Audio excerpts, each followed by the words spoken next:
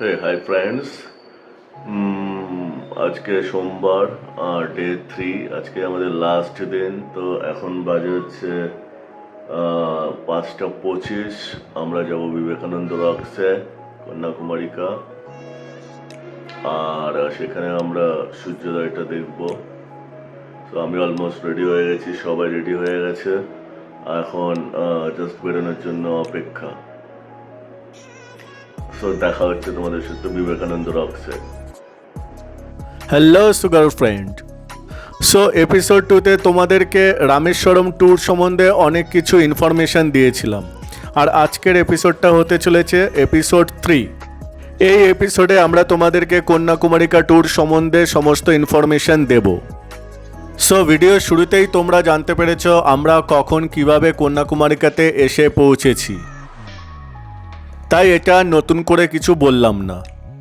আমরা হোটেলে পৌঁছানোর পর একটু মোটামুটি বিশ্রাম নিয়ে একটু রেস্ট নিয়ে 5:30টার সময় আবার বেরিয়ে পড়েছিলাম সূর্যোদয় দেখার জন্য।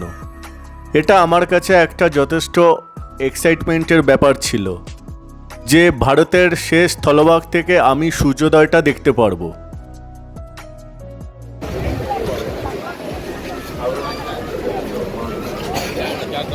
ভোরবেলা সমুদ্রের ধারে দাঁড়িয়ে বিবেকানন্দ রক মেমোরিয়ালটা দেখার অভিজ্ঞতা ছিল অভূতপূর্ব। অনেক লোকজনের সমাগম ছিল এখানে, আর সবাই ওয়েট করছিল কখন সূর্যটা উদয় হবে। আর এই সময় এত সুন্দর হাওয়া দিচ্ছিল, তোমাদের কি বলবো। আর এর হাওয়ার গতিবেগও যথেষ্ট ছিল। আসলে এই জায়গাটায় 3টে সমুদ্র মিলিত হয়েছে।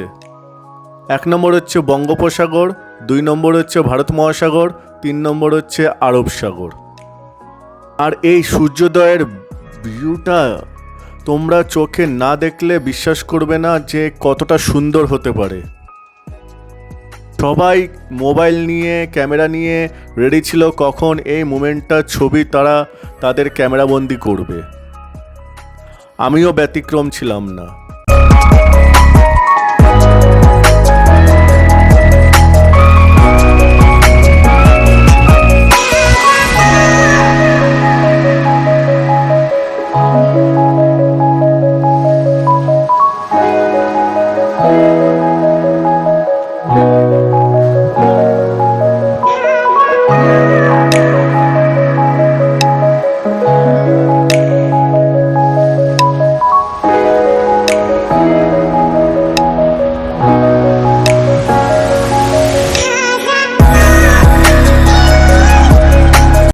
সো গাইজ, রামেশ্বরম থেকে কন্যাকুমারীর দূরত্ব হচ্ছে 312 কিলোমিটার। সত্যি কথা বলতে এতটা বাস জার্নির পরে ভোরবেলা ঘুম থেকে উঠে কন্যাকুমারিকার বিচে গিয়ে হাঁটা এবং সূর্যোদয় দেখার যে মুহূর্তটা, সেটা খুবই সুন্দর ছিল। এরপরে আমরা ওখান থেকে সকাল 8টা নাগাদ বাসে করে চলে যাই একটা টেম্পেলে, যেটা নাকি সুচিন্দ্রম ডিস্ট্রিক্টে অবস্থিত ছিল। আর এই টেম্পলটার নাম ছিল থানুমালায়ান টেম্পল, যাকে ট্রিনিটি অফ গডও বলা হয়ে থাকে। কারণ এই মন্দিরে ব্রহ্মা, বিষ্ণু, মহেশ্বর এই 3 দেবতারই পূজা করা হয়ে থাকে। এই মন্দিরের একটা নিয়ম হচ্ছে তোমাকে খালি গায়ে যেতে হবে। এই মন্দিরটাও বেশ সুন্দর ছিল। আর একটা জিনিস এখানে অবজার্ভ করেছি যে এখানে যত রকমের মন্দির আছে সব মন্দিরগুলি প্রায় একই রকমেরই দেখতে। এই সব মন্দিরগুলোর মধ্যে ঢুকলে তোমার একটা অদ্ভুত রকমের ফিল হবে, মনে হবে চারিদিকটা শান্ত, বেশ সুন্দর একটা ফিলিংস।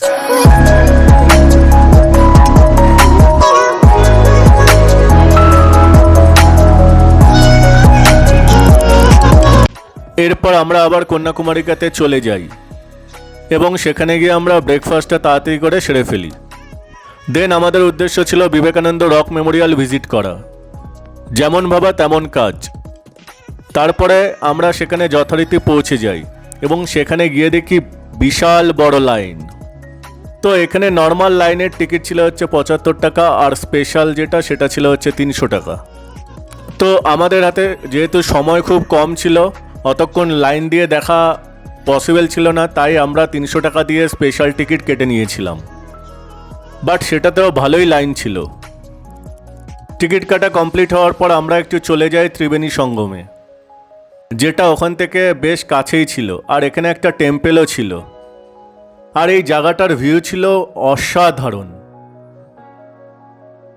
300 টাকা দিয়ে টিকিট কাটার পরেও লাইন ছিল খুবই লম্বা। যেহেতু আমাদের টাইম কম ছিল সেহেতু আমরা ভাবছিলাম এটা সময়ের মধ্যে কভার হবে কিনা, কেননা আমাদের কন্যাকুমারিকা থেকে ফেরার বাস ছিল 1:30টার সময়। আর এই দেখো আমরা অবশেষে লঞ্চে উঠে গেছিলাম। লঞ্চে ওঠার সময় মার জন্য একটু টেনশন হচ্ছিল, কেননা মার একটু পায়ে ব্যথা ছিল, বাট এনিয়াও মা লঞ্চে ঠিকঠাকভাবে উঠে গেছিল। আর এই হচ্ছে বিবেকানন্দ রক মেমোরিয়াল, যার ভিউ ছিল সো বিউটিফুল।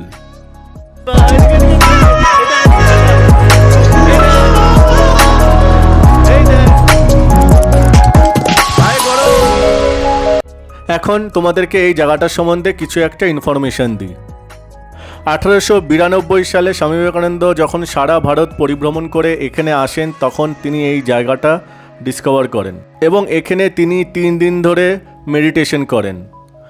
ডেটগুলো ছিল 25, 26 এবং 27 ডিসেম্বর। এই 3 দিন তিনি ধ্যানে মগ্ন থাকেন এবং এক প্রকার সিদ্ধি লাভ করেন। এই জায়গাটা আগে পুরোই পাথরের একটা টিলার মতো ছিল, পরে এই জায়গাটাকে বিবেকানন্দের নাম অনুসারে বিবেকানন্দ রক মেমোরিয়াল তৈরি করা হয়।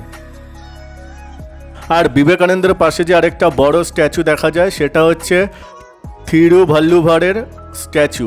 তিনি ছিলেন ইন্ডিয়ান পোয়েট অ্যান্ড ফিলোসোফার। এই জায়গাটা এত সুন্দর ছিল যে মনে হচ্ছিল আর 1-2 দিন এখানে থেকে যাই, বাট আমাদের হাতে সময় ছিল না। তাই আমরা দুপুরের লাঞ্চটা একটা ওখানে বাঙালি হোটেলে কমপ্লিট করে আবার বাসে উঠে পড়ি। দেন ওখান থেকে বাস চেন্নাইয়ের উদ্দেশ্যে ছেড়ে দেয়।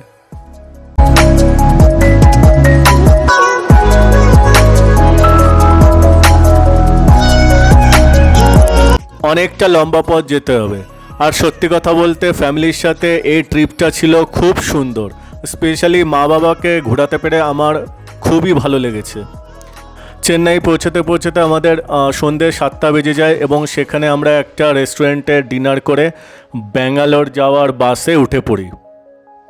সো এই ছিল আজকের ব্লগ। তোমাদের এই ভিডিওগুলো যদি ভালো লেগে থাকে অবশ্যই এই চ্যানেলটিকে লাইক, শেয়ার এবং সাবস্ক্রাইব করো।